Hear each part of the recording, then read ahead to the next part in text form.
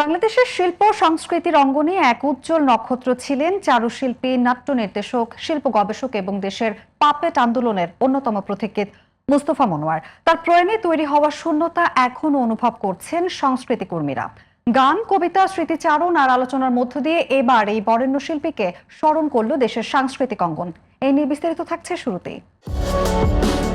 বাংলাদেশের শিল্প সংস্কৃতির ইতিহাসে মুস্তফা মনোয়ার একটি অনন্য নাম। চারুশিল্প, টেলিভিশন, নাটক, শিশুতোষ অনুষ্ঠান এবং পাপেট শিল্পে তার অসামান্য অবদান আজও প্রজন্মের পর প্রজন্মকে অনুপ্রাণিত করে চলেছে। গত শুক্রবার সন্ধ্যায় বাংলাদেশ শিল্পকলা একাডেমির জাতীয় নাট্যশালায় গান, কবিতা, স্মৃতিচারণ ও আলোচনা অনুষ্ঠানের মধ্য দিয়ে এই গুণী শিল্পীকে শ্রদ্ধার সঙ্গে স্মরণ করেন তার সহকর্মী, শিল্পী ও শুভানুধ্যায়ীরা। অনুষ্ঠান স্থলে মুস্তফা মনোয়ারের প্রতিকৃতি, ফুলের পাপড়ি ও মোমবাতিতে সাজিয়ে তৈরি করা হয় এক আবেগঘন পরিবেশ। পাশাপাশি ছিল তার আঁকা চিত্রকর্ম এবং দীর্ঘ শিল্প জীবনের নানা স্মৃতি নিয়ে বিশেষ প্রদর্শনী। দর্শনার্থীদের বিশেষ আকর্ষণ ছিল তার সৃষ্ট জনপ্রিয় পাপেট চরিত্রগুলো। মন্ত্রী, গিট্টু, রাজা, বাঘা, মেনি, কুশ্রী ছানা, বাউল, শিক্ষক, ড্রাগন সহ একাধিক পরিচিত চরিত্র যেন আবারও ফিরে আনে শৈশবের স্মৃতি। অনুষ্ঠানে স্মৃতিচারণ করেন সাংস্কৃতিক ব্যক্তিত্ব নাসির উদ্দিন ইউসুফ বাচ্চু।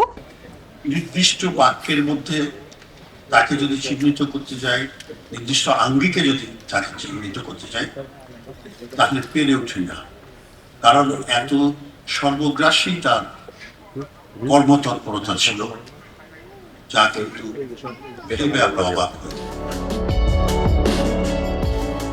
স্ত্রী মেরি মনোয়ার, তাকে যে দেশের লোক এত ভালোবাসে এটা ভাবা যায় না। আগে দেখতাম ওনাকে নিয়ে কোথাও বাইরে গেলে হাঁটা যেত না, ওর থেকে যেন সব এসে ঘিরে ধরতো আর তার সঙ্গে ছবি তুলতো, সেলফি তুলতো। সেই তবু আজকের দিনে আপনারা সবাই উপস্থিত হয়েছেন ওনার প্রতি সম্মান দেখাতে, এর জন্য আপনাদেরকে অনেক ধন্যবাদ। অভিনেতা তারিক আনাম খান, এক কথা তাকে এইভাবে ধরা যায় যে শিল্পী মুস্তফা মনোয়ার, শিল্পের এমন কোনো জায়গা নেই যেখানে তার বিচরণ নেই। সবচেয়ে বড় কথা হলো যে এখানে যারা বসে আছেন সে তরুণ বা আমার মতো একটু বয়স হয়েছে বা যারা আরো পুরাতন, তাদের প্রত্যেকে শৈশবের সঙ্গে মুস্তফা মনোয়ার জড়িত। আব্দুল আজিজ, মুস্তফা মনোয়ার আমাদের শ্রদ্ধেয় মানুষ। মুস্তফা মনোয়াররা কোনোদিন মরেন না, তারা বেঁচে থাকেন, বেঁচে থাকবেন আমাদের শ্রদ্ধার পাত্র হয়ে। তার কর্ম দিয়ে, তার কর্ম আমাদের পথ চলায় সামনের দিকে এগিয়ে নিয়ে যাবে। মনিরুজ্জামান সহ দেশের বিশিষ্ট সাংস্কৃতিক ব্যক্তিত্বরা।